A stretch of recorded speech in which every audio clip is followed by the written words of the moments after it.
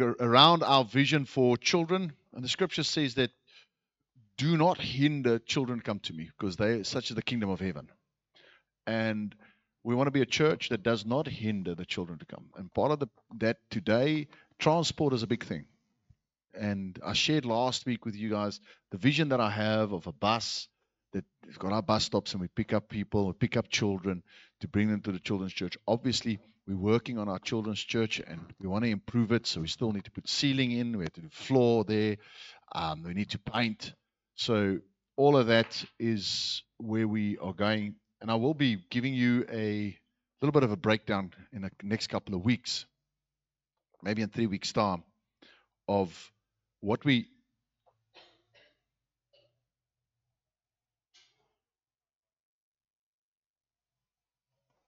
Is that outside? That was heavy. That was heavy. I just wanted to... I thought maybe that's the roar of the Holy Spirit coming into the church. I'm going to hit the deck now. If God speaks, act play still.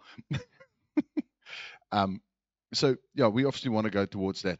So let's take that. We want to give the Lord an hand and we pray about it. Father, thank you that you are building your church and that you are adding to the church, Lord. Unless you build a house, we labor in vain. And as we give this morning, we thank you for your blessing. Thank you for your increase and for your provision. In Jesus' mighty name. Amen. Thank you. You can take up the offering. Thank you so much. Very good. So if you would open your Bibles at Hebrews 3, verse 1. We're going to read from Hebrews 3, verse 1. Kitling-a-ling-a-ling-a-ling. We have to get a different way of taking up an offering. Those kitling-kitling-kitlings are driving me mal. Kitling-kitling-kitling-kitling-kitling-kitling. I don't know. All right. So the process, God works in processes. You understand that? I mean, I'm sure you get that. God works in processes.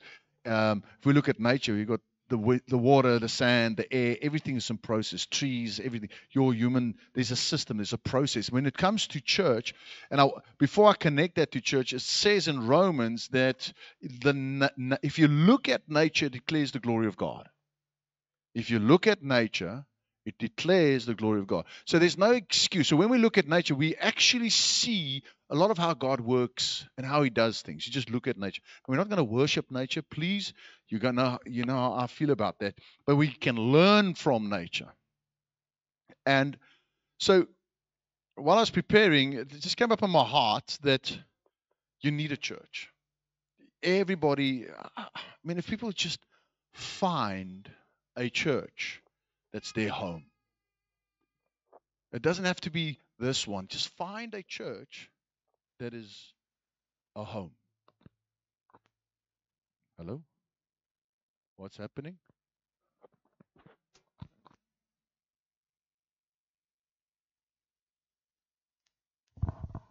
Because in that, you are going to grow.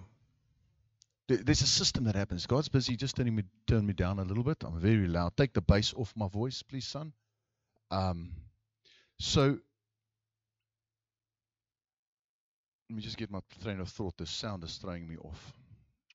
Thank you, Lord. Thank you, Lord. That was just all right. Daar gaat ons. So the last 4 years, basically, we've gone through the Gospels, Matthew and John. Okay, so if you've been in this church for that period of time, you would have a very good foundation on the gospel. You would understand what it takes to be saved. You would understand that.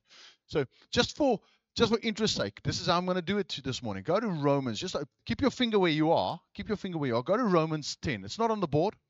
Romans 10, verse 8, 9, and 10. Romans is the 5th book in the New Testament. So it's Matthew, Mark, Luke, John. Acts, Romans, the 6th book in the New Testament. Romans 10, verse 8, 9, and 10. It says, what does it say? The word is near you, the word of faith that we preach, that if you believe with your mouth and confess with your heart that Jesus is Lord, you will be saved. For with the mouth confession is made unto salvation, and with the heart we believe unto righteousness. Okay, so that says, how do I get saved? That scripture says, how do I get saved? It says, if I believe with my heart and confess with my mouth that Jesus is Lord, okay, that Jesus is God also, that he died and that he rose again. If I believe that with my heart, John 3:16, you can go to John 3:16 quickly. Everybody knows where John 3:16. For God so loved the world, okay, the world, everybody, almal, not some, not special, not curly hair. There's no Aryan race with God. You know, God's not a German. All right. Okay. God so loved the world that whosoever believes in his son will be saved. Can you see that? I like that he speaks like a German. He doesn't say might be saved, could be saved, but will be saved. If you do this, you will be saved.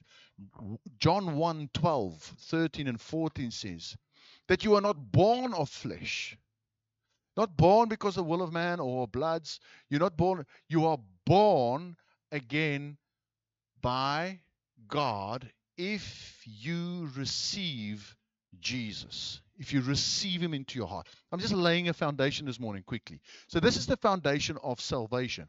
We believe that Jesus died for our sins. Amen. We believe that he was born of a virgin. Amen. We believe that he rose on the third day again. Amen. We believe that he is the Son of Man and that he is the Son of God. He's 100% man and he's 100% God. We believe that. That's the foundation that we have. Now, Paul says it's time to move on. It's time to cross over. This is our overarching. For you had the first time this morning, the word Hebrew means river crosser, those that cross over. So it's time to grow up. That's what Paul's writing. He's saying, I've been feeding you milk. I've been feeding you milk. It's nou 'n bietjie steak. Né? It's a bietjie steak. Who likes steak? Ek like steak. How do you like your steak? Medium. Some people medium rare, others like it charcoal. Yeah. Can I tell a joke? Huh? No, let me rather not. My wife's going to be mad at me. Because you know why women aren't cook? So because either bloody sacrifice or burnt offering. But not in my case. I'm just joking. All right, so you can choose your meat, a bloody sacrifice or a burnt offering. How do you want your meat? Ne?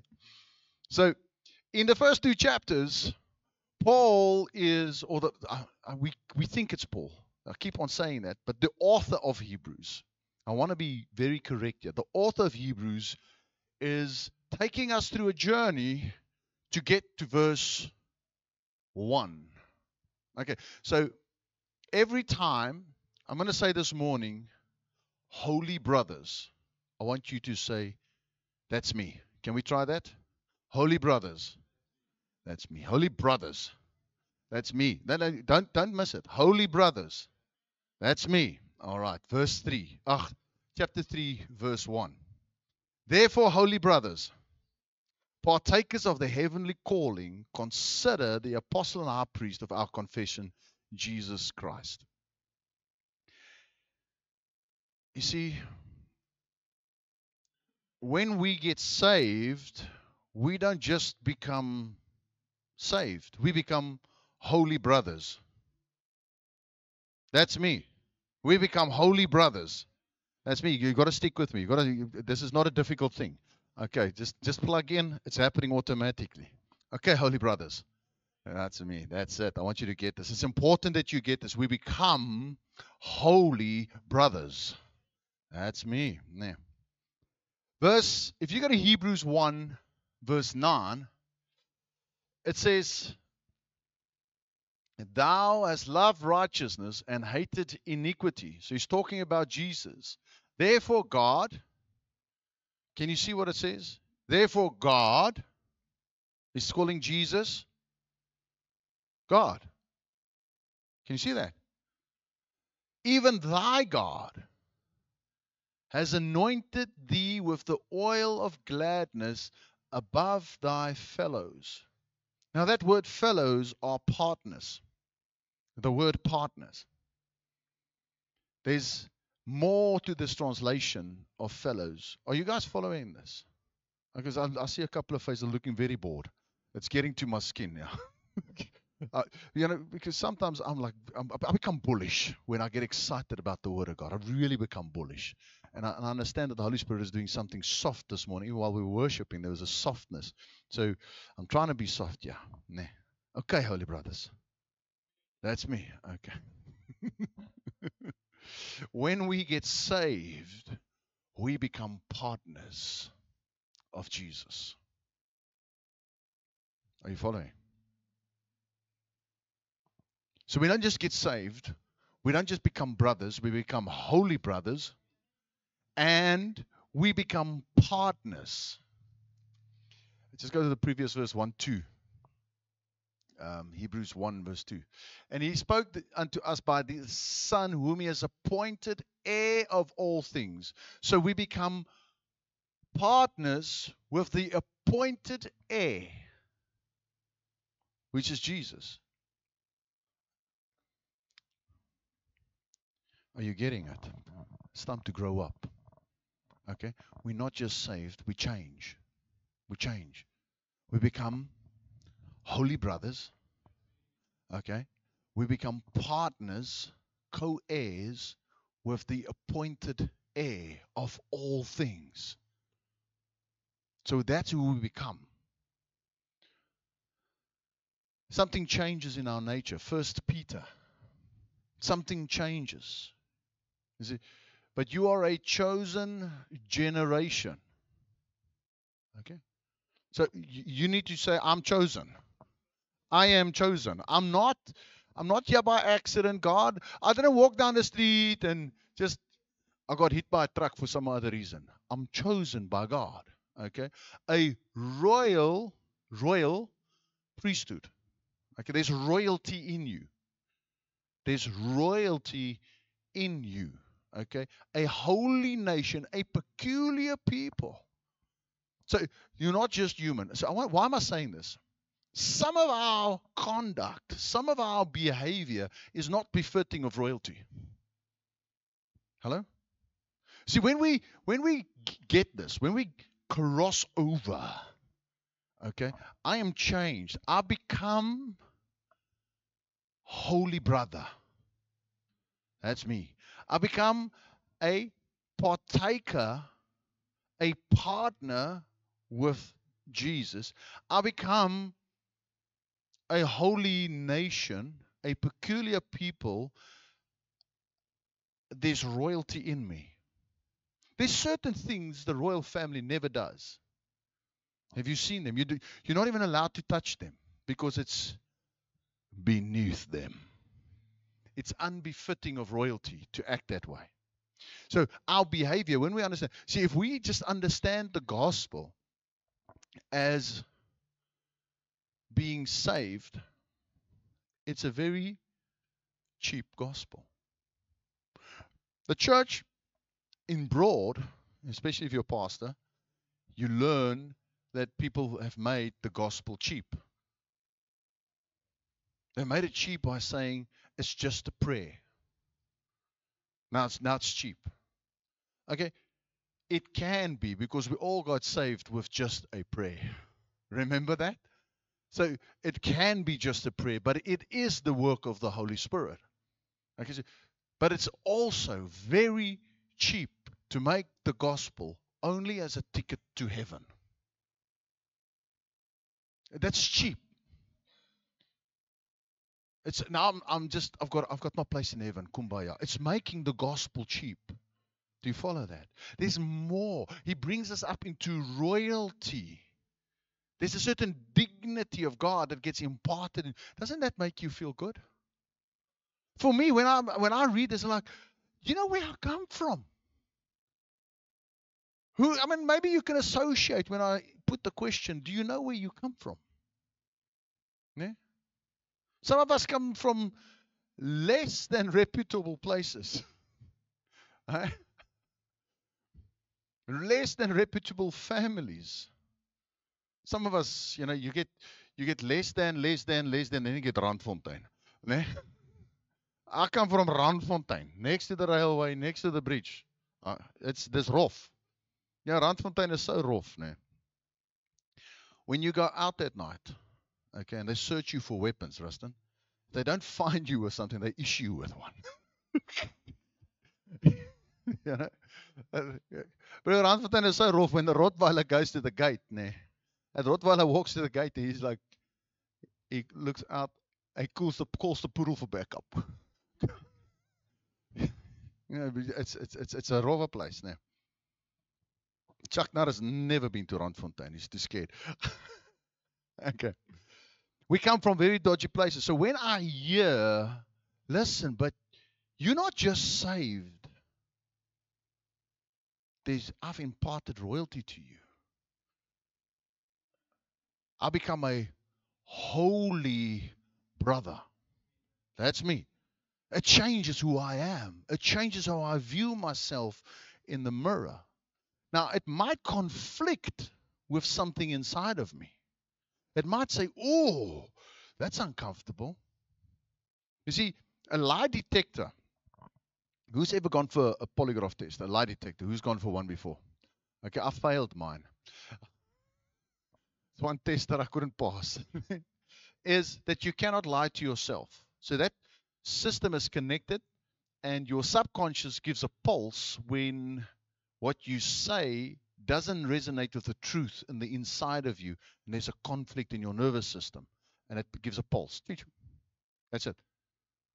Okay? So when we hear this, you're saying, oh, but there's a conflict happening inside of me. What you saying? Well, you saying, I've got royalty in me. I am a holy brother. That's me. Okay? I am a partner with the appointed heir. I'm a royal nation, a holy priesthood, a peculiar person. It could feel very uncomfortable. It could feel, but that doesn't feel right. That feels like a lie. Okay? Because how many of us walk around here feel anointed? Just put up your hand if you feel anointed. Okay. I got at least there's a lot of honest people in here. Okay? But the Word of God says you are anointed. Can you see that what the Word of God says can be conflicting to what we feel? Okay? There's a contrast. So which one's right? What I feel or the Word of God? The Word of God. The Word of God. So this is the leap. This is the crossing over.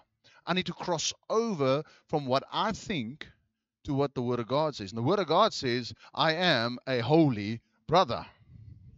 That's me. Fantastic. Somebody's getting it. I'll say. Okay. Let's go to the next verse. We're holy brothers. That's me. Co-heirs of such a great salvation. We don't just have a salvation, we've got a great salvation. We don't just get saved from something. We get saved into something. We get saved out of the darkness, out of the kingdom of darkness, out of underneath sin, out of under the law, under the devil. We get saved from there into something seated in heavenly places, into the kingdom of God, into a place of authority, into royalty. We get saved there. That's a big difference. We get saved into something. Hebrews, okay, they are not all ministering spirits sent forth to minister to those who be heirs of salvation. And the next one, Hebrews 2:3, and we shall escape such a greater salvation. All right. So, become partners of the appointed heir. Hebrews 1 verse 2, he's the appointed heir. Hebrews 1 verse 9, we have become partners. What is your partner doing? If we become partners of God, what's your partner doing? You never, in any place, a partner where you do not know what your partner is up to. If you're in business with a partner and you don't know what your partner is up to, that business is going down. Am I right? What's our partner doing? Because remember now, he's the appointed heir. He's the captain. We are partners. What is the partner doing? What is Jesus doing in your life? What's he doing currently in your life? I'm asking questions that maybe you can write down and go pray about. And say, Lord, speak to me. What are you doing in my life? What are you doing in our congregation? What are you doing in our nation? I'm partner with you. Reveal to me so that I can pray, and then I can come to the party with my time and my talents and my resources, because my partner is doing something. You see, one thing we've started doing in our household, it's become the highlight of my week, is Monday nights, 7 o'clock. Last year, we put out a challenge for read your Bible for 10 minutes a day. And by June, July, most of us fell off the wagon. There's one or two people that have got that discipline. They just pushed right through, and they're still going with it. That's fantastic. Okay? I admire them. I really do. I failed. So in praying about it, I asked the Lord, we need to do something in our household, because no use I'm trying to save the world, but I lose my family. Amen? It's no use I'm trying to be the pastor of a church, but I can't pastor my son or my household.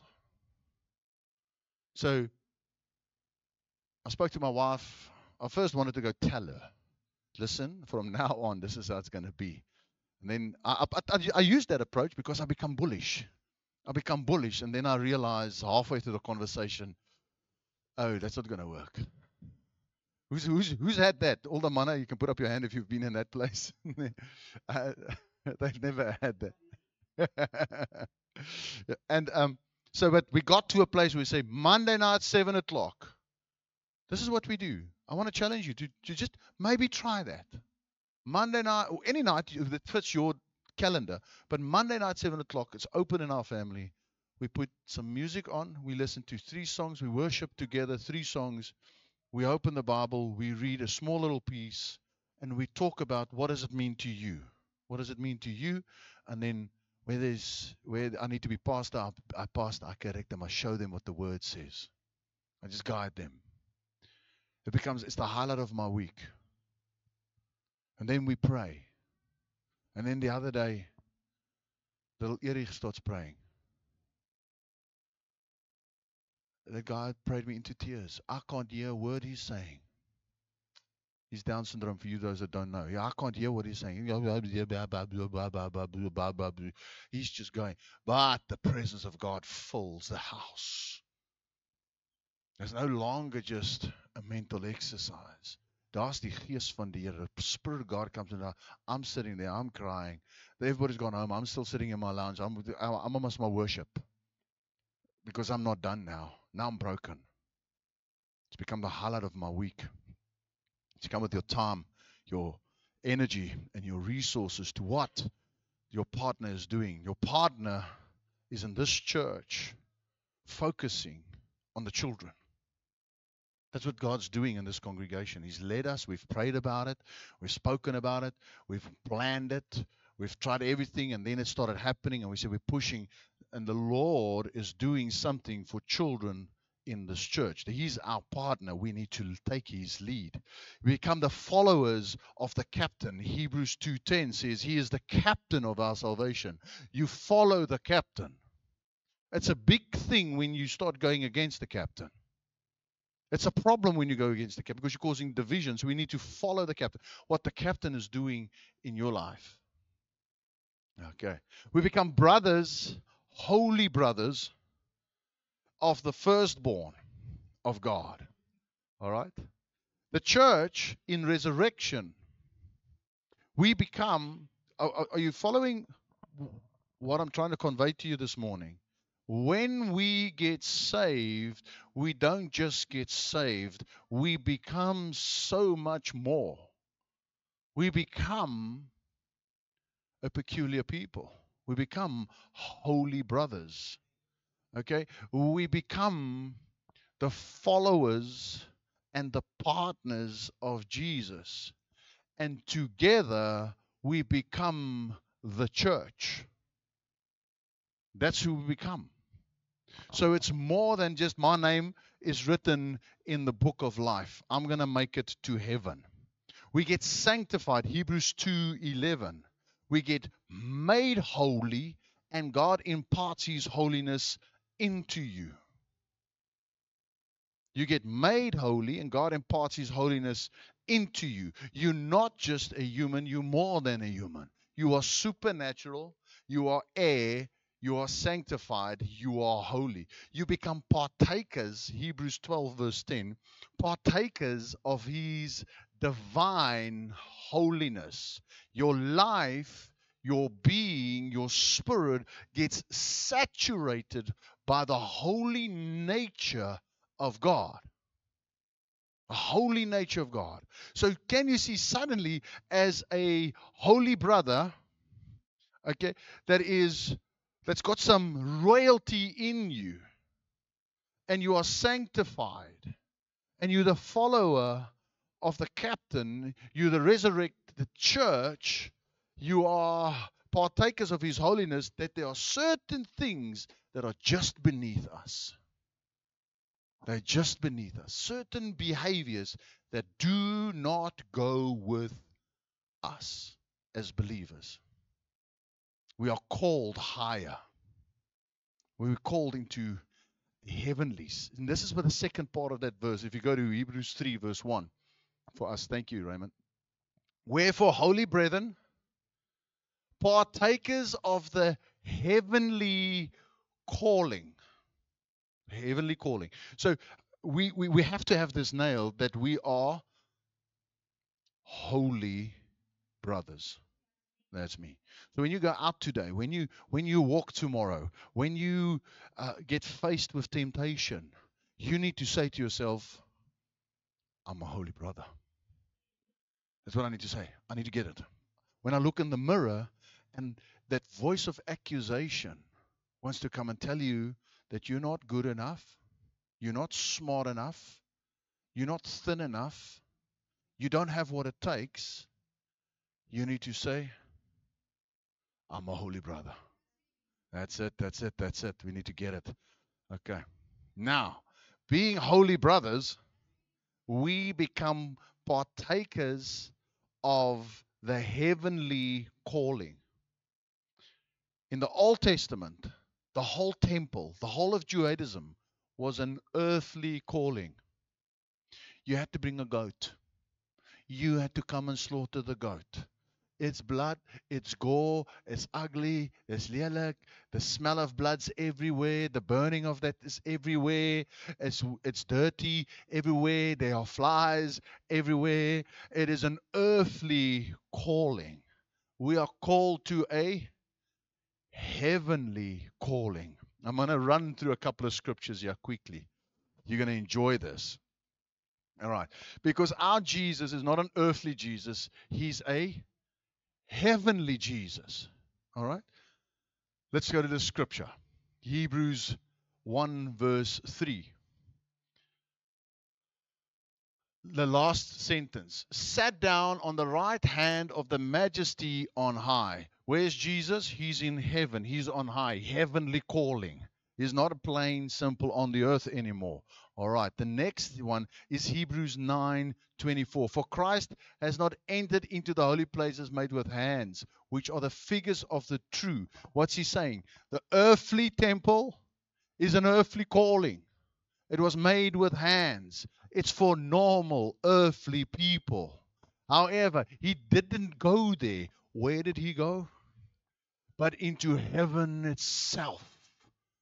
Heavenly calling. All right? We got to follow our captain. Hello? Amen? We got to follow our captain. Hebrews 4, 9, that's 9:24. Hey, give me 9. That was 9:24. Give us Hebrews 4:14. Seeing that he was a great high priest, that he passed into the heavens. Another scripture says he passed through the heavens. It's a heavenly calling, not an earthly calling. God says we are holy brethren with a heavenly calling. So, what am I trying to say? You're too good. When you're saved, when you feel the Spirit of God, you're too good for the junk of this world. You're too good for depression. You're too good for fear and anxiety. You're too good to be led astray by the lust of the eyes and the lust of the flesh and the passions. You're too good for it. It's beneath you. It's not befitting for holy brethren. Why? Because we've got a heavenly calling. That doesn't, now, how does that sit with you? I want us to be honest with them. How does it sit with you? Does it sit nice or does it sound a bit arrogant? Because some people might think, oh, that's a bit arrogant. Some people might think, oh, well, you don't know me, my bro. No, I don't. But I know Jesus. And now the work that he's done on the cross, that I know. And it's a complete work. And when he's done that work, he says, I'll take you from glory to glory. I want you to cross over. I want you to grow, get past the milk stage now. You are saved. Your name is written in the book of heaven. 100%. Kumbaya, my Lord. However, now you can live like a king. You can live with that royalty inside of you because that's the partaker that you are. You've got this divine heavenly calling. Hebrews 7:26. For such a high priest became us, who is holy, harmless, undefiled, separate from sinners, and Jesus is made higher than the heavens. This is where we get called to. All right, Hebrews 3 verse 1, the heavenly calling. Hebrews 6 verse 4. Listen to Hebrews 6 verse 4. Did we get there? Okay, put it up for us, please, sir. Hebrews 6 verse 4. I'm going to put it up for us now. Let me page up. I'll read it for you. For it is impossible for those who were once enlightened and have tasted of the heavenly gift. Jesus is not an earthly gift. He's a heavenly gift. The work that he's done on the cross is a heavenly gift. We are partakers of a heavenly calling. That means when you get saved, when the Holy Spirit starts dwelling inside of you, that you become a heavenly gift on earth. Does the word not say you the light of the earth? The salt? Does it say that? So you're a heavenly gift. It's not I'm God's gift. That's arrogance. That's what we're talking about. We're talking about being light in the world, salt to the earth. That's what he's saying. You become, and the power of God indwells you. So you're not just here on earth, walking, doing an 8 to 9 or 9 to 5, just existing from day to day, hoping. No. There is a purpose, a calling for your life. But we also need to know that some behavior is not appropriate with holy brethren. That's me. Okay, fantastic. Julle moet wakker bly. I'm going to catch you out, né? Holy sisters. All right. Hebrews 8 verse 5. If he finds it on the border, I'll go. Hebrews 5. For we serve the copy. Listen carefully what he says. We serve the copy and the shadow of heavenly things, as Moses was divinely instructed when he was about to make the tabernacle. So can you see, Moses was a copy on the earth of what's in heaven. The tabernacle is an earthly calling. The heavenly calling is Jesus. That's the heavenly calling. You are partakers of the heavenly calling. I promise you, if I was in America right now, people would be bursting out their seats. They'll be, hey man, hallelujah, Shandai, Handai, Bowtie. They would go mal. It's like, and actually the American preachers complain about that when they come to South Africa. They get shell-shocked because as an audience, we listen. We're not so robust in our participation. But you're welcome to participate a bit. Okay, if you get excited about it, you can say, hallelujah, amen, brother, preach it. You can do that, okay? You can encourage me up on the side. I miss Coke. Oh, scholar. Oh, all right. The next one is Hebrews 11:16. Let me read this to you. Okay. But now they desire a better, that is a heavenly country. Your original country is not South Africa. You've got a passport to be in this country. Your original country is in heaven. That's where your citizenship is. That's it. Amen. That's where your citizenship is. It's up in heaven. You become holy brothers. That's me. That's it, man. Julle moet excited raak hier. So I get bullish when I get excited. 12:22, Hebrews 12:22. All right. But you have come to the Mount Zion and to the city of the living God, the heavenly Jerusalem. Earthly Jerusalem, earthly calling. Heavenly Jerusalem, heavenly calling. The spiritual Jerusalem is you.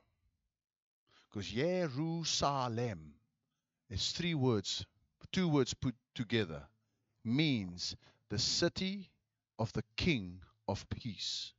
Jerusalem, the city of the King of Peace. Where does God stay? You are the spiritual Jerusalem. That's where God stays. He indwells you. The heavenly Jerusalem, the spiritual Jerusalem. We are the abode of the Holy Spirit. Now, the wrong way to approach that is to get sharp-pointed shoes, okay? Get some serious bling-bling, fat rings and necklaces and... Come on, bro.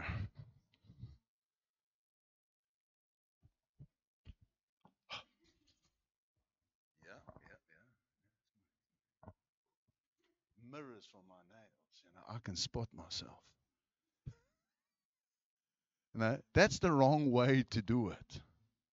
The right way to do it is, I accept it, Lord. Would you please use me for your kingdom? And God will use you in the strangest ways. You would speak to somebody and they will feel uplifted. Why? Because your life has brought some salt. You would walk into a conversation and you will bring some positivity. Why? Because you are the light in the darkness. You are partakers. You are holy brethren. Amen. We become far more than that. So this morning when we take communion, this is our communion Sunday. Last Sunday we just took it because I felt the Lord lead us that way. This morning when we take communion, I want you to take that in. I want you to take that in because he says, this is my body and this is my blood. Okay, so there are some that believe that's the actual body, and it's not the actual body, it represents the body of Christ. And when Jesus was explaining this to his disciples in a certain situation, some of them said to him, oh, that's a hard saying. And 5,000 people left. They said, Jesus, we're not going to drink your blood. We're not going to eat your body. And 5,000 followers left. Jesus turned to his disciples and he said, are you also going to leave me now? And they said to him, where shall we go? For with you are the words of life. You see, what I'm imparting this morning, what I believe the Holy Spirit is sharing with you this morning, is words that bring life into you. You see, you read the media, you watch the news highlights, you read the magazines, it will tell you all day long. Even some ministers will tell you all day long how bad you are. All day long criticize you. All day long recall stuff. The enemy, he's the accuser of the brethren. You can take the communion so long, guys, please. He's the accuser of the brethren. He accuses us of not being good enough. He accuses us of what we've done wrong and reminds us of our sin. That is what the spirit in the world is. But Jesus says, I came to give you life. My words, they are spirit and they are life. Where shall we go from? You can hand it out. Thank you, guys. Shall we run from you who give us words of life? And this morning, you and I have got a choice to say, well, Wilker, it's a nice message. It's a nice message, but it just bounces off your chest. Or you can say, I'm going to open my heart and I'm going to receive these words of life. Because they don't come from me. They come from the Lord. It's Jesus himself speaking to us this morning, saying, you are more than just a human being. You are more than just a partaker of earthly things. You're a partaker of heavenly things. You have become holy brothers. You've become a royal priesthood, a holy nation, a peculiar people. You have become partakers of a divine calling.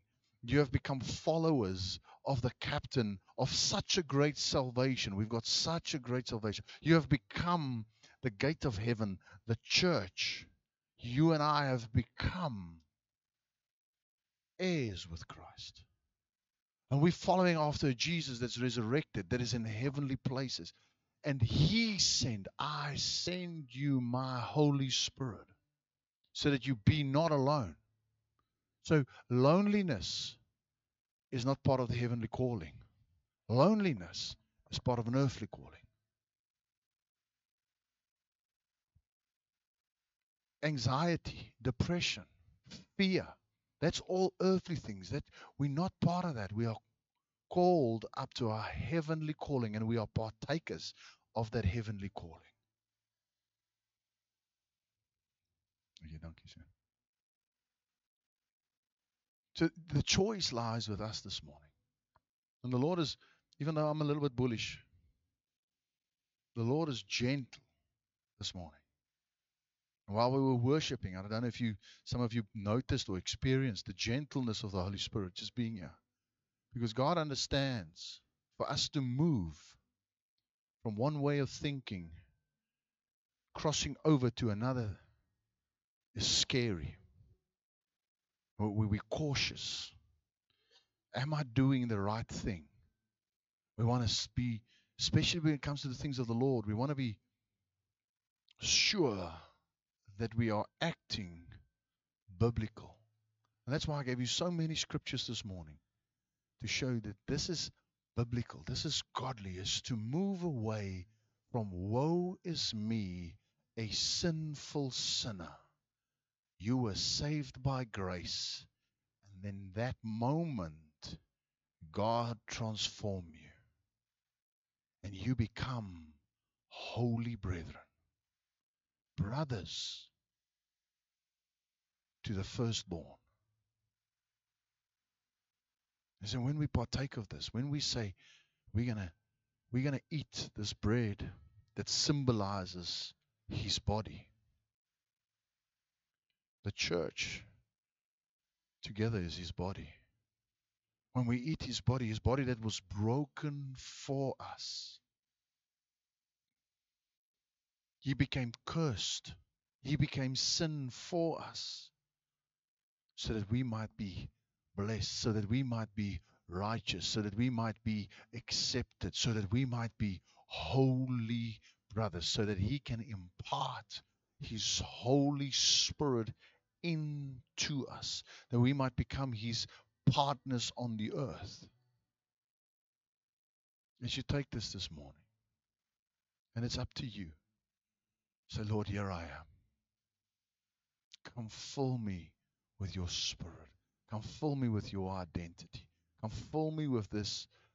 I am a holy brother. You may take it.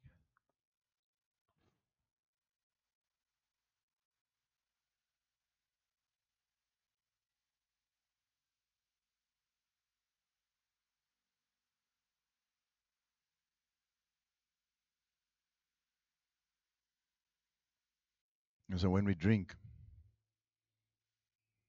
it symbolizes the blood of Jesus. The blood, the life is in the blood. That's why The scripture says you're not allowed to drink blood because the life of a thing is in the blood. And that's why blood had to be shed, because it meant the life of that thing was given. Jesus' blood was shed. His life was given. He laid it down so that we can live. He didn't give it so that you can live as a woe is me person, as a loser, as a victim. He gave his life so that you can live as a victor, partaker of a heavenly calling, as more than a conqueror, so that you and I can be overcomers. He gave it so that we can be clean. So whatever is bothering your conscience this morning, if there's anything bothering your conscience, something that's gnawing at you in your sleep, when you're awake, because you feel guilty about it, Jesus' blood was shed for the remission, to wash it away. So that you no longer walk around with, I am a poor old sinner. When you are saved, if you have received Jesus as your Lord and Savior, and the Holy Spirit resides in you, you're no longer that. You become a holy brother, holy. His holiness imparted into you. So as you drink this, see how the Lord washes you clean. You may drink now. Though your sins were like scarlet, I will make you white as snow.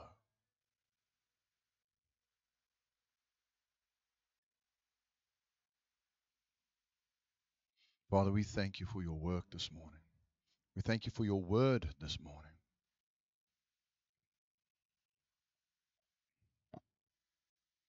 Thank you for your Holy Spirit that's here this morning, breaking yokes, setting people free. Lord, sometimes we think it must be the spectacular. We think it must be the falling over and the screaming and the laughing. But you were also the soft tender whisper. You weren't in the thunder. You weren't in the earthquake. It's your still small voice. This morning I experienced the Lord's still small voice setting you free, just quietly unlocking chains that held you bound. Why is he doing it like that? Because he's a gentleman and he doesn't want to embarrass you. He doesn't want to make a spectacle when he brings you out of C-Max, when he brings you out of the dungeons of hell. He wants to do it quietly. In heaven, when we're seated there are angels having celebration. I want you to know that you are not of an earthly calling, but a heavenly calling.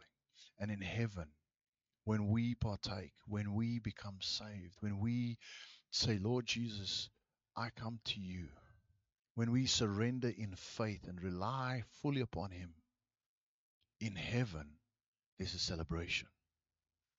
In the Spirit, there's a celebration. Father, thank you that you're removing addictions right now. You're removing anger right now. Self-control. I see the Lord instilling self-control. People finding that they won't swear like troopers as rapidly without control anymore. You're going to find yourself in the next week or two saying, I have to consciously choose to use a curse word because God is going to remove it. He is removing it right now from you. And when that happens, please phone me. Father, thank you. I see how the Lord is taking loneliness away.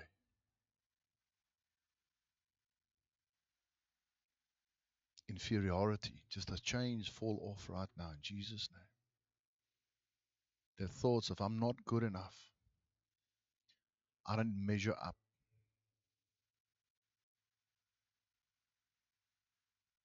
I will always struggle. Lord's breaking that right now. You are an heir of heavenly things, blessed with every spiritual blessing. I'm speaking into that thing right now. And my God shall supply all your need according to his riches in glory in Christ Jesus.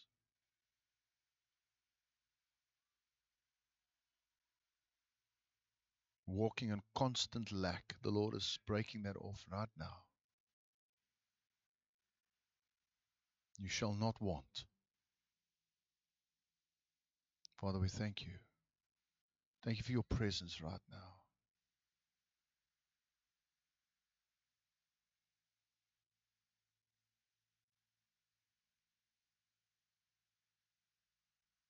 Thank you, Lord. Chronic disease.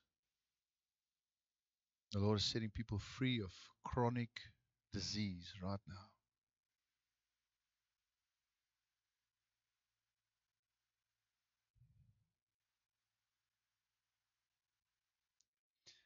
I'm just sharing what I'm feeling in my heart as the Lord's speaking to me. I don't know what to call it. The word flash headache came into my mind. When you turn your neck and suddenly it's like a flash headache that you get. It just shoots up.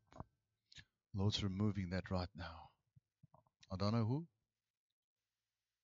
It says my body was broken for that. Thank you, Jesus. Thank you, Jesus. The Lord in Psalms is described as the lifter of your head. And I hear the Lord just in my spirit. I'm experiencing that word coming up, saying, life has beaten some people so badly that they can't get their heads up. They can't look people in the eye anymore. They can't see an opportunity if it knocked them on the forehead. They can't see the horizon. He says, I am the lifter of your head. And in the spirit, God picks your head up. He lifts your chin that you can look people in the eye again. Because you are a holy brother. You are a partaker of a heavenly calling. He lifts your head up that you might see the horizon. You're no longer going to hide behind your hat. No longer going to hide your smile. He's a lifter of your head.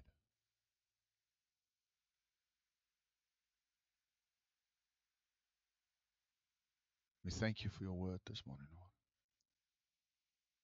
As you said, let me bless you. I bless you this morning as holy brethren. That the Holy Spirit of God would rest upon you,